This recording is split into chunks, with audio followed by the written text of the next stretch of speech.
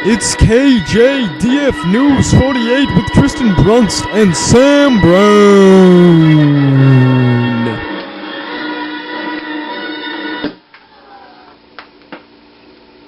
Hello, I'm Sam Brown. And I'm Tristan Brunst, bringing you a special edition of the Oklahoma City bombing, remembering what happened over 16 years ago. Yes, Tristan.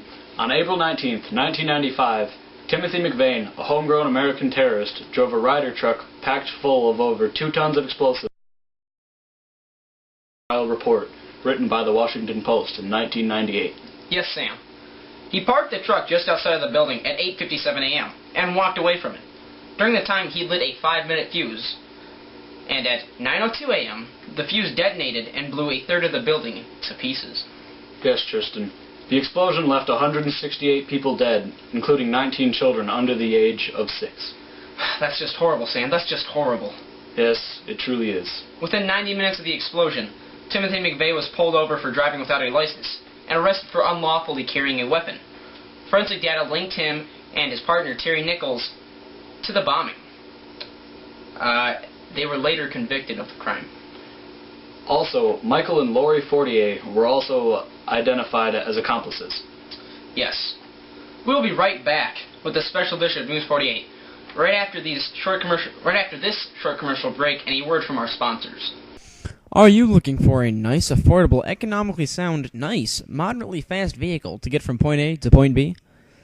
Introducing the 1994 Honda Elite Moped. It comes with a gallon under the seat for a stowaway carriage, such as a helmet or something else.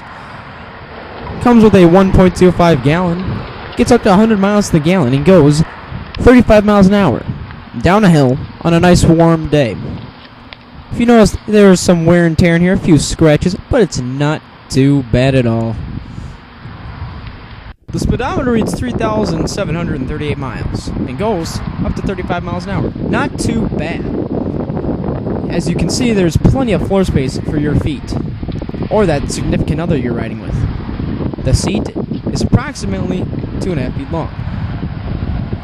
There's a back rack that can hold up to 6 pounds of pizza or whatever else you're looking to carry. It comes with a very nice variator case and a variator box, over which protects the variator, which makes your back wheel turn, which is extremely important. This is just a beautiful moped. I call it my prized possession, Black Stallion, if I had one. But I don't, because I'm an announcer, of course. You could have one today. Honda Elite Moped, please call 1-800-HONDA-USA. That's 1-800-HONDA-USA. Honda's not a disclaimer for this video and is no way important. Please call now. Anybody who's injured on Honda Elite Moped is not liable by Tristan Brunst or any Tristan Brunst Industries. Please call now. And we're back with a special edition of News 48 covering the Oklahoma City bombing. Precisely, Tristan. Timothy McVeigh and Terry Nichols, the 2 main masterminds behind the bombing, were now on trial. Yes. Clearly Timothy McVeigh and Terry Nichols, the 2 main masterminds behind the bombing, were now on trial. And Timothy McVeigh was the main teacher in the bombing, and Nichols was very more docile towards McVeigh in the way that you can now see that McVeigh's sentence would be much worse. Yes, and it was. Timothy McVeigh was convicted and found guilty on all 11 counts of federal indictment. He was given the death penalty and executed by lethal injection on June 11, 2001. According to the article Terror in Oklahoma, the overview, Michigan farmer and brother tied to bomb suspect, written by D. Johnson on April 26, 1995. Nichols, compared to McVeigh, was let off very easy. He was found guilty in federal court of conspiracy to use a weapon of mass destruction and voluntary manslaughter of 8 law enforcers as well. In state court, he was found guilty on 161 counts of first-degree murder, first-degree arson, and conspiracy. He was given life in prison without the possibility of parole, according to the Oklahoma City bombing trial report written by the Washington Post in 1998. Before Timothy McVeigh was executed, he said, and I quote, "Based on the observations of the policies of my own government, I have viewed this action as an acceptable option." And I quote from Timothy McVeigh quotes from BrainyQuotes.com. It just makes me sick that anybody could do this to such a great country, Tristan. Just sick that anyone would do this to a great country. Yes, Sam, me too, me too. We will be right back with the final section of our special edition of the Oklahoma City bombing.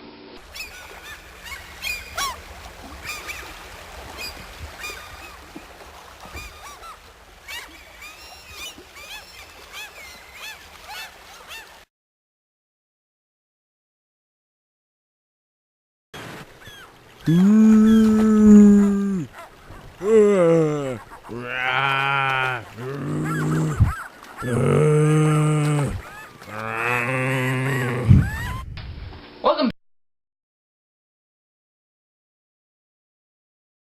Welcome back to our special report on the Oklahoma City bombing. 16 years later. When we last left off, we discussed what happened with the convictions of Terry Nichols and Timothy McVeigh. At this point, I bet you're wondering what happened after the bombing. Well, I can answer that question, Sam. Take it away, Tristan. Well, first off, the Albert P. Murray building has since been demolished due to the estimated $652 million in damage from the bomb. Since the demolition of the building, a large tree and a reflective pool have been built into the original spot of the building.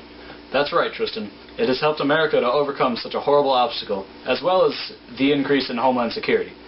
In the past years, after the Oklahoma City bombing and 9/11, Homeland Security has been at its most effective and protective, according to a report done by Brian Williams in the White House Situation Room on April 27, 2012. Yes, that's a plus, Sam. It is, Tristan. It is.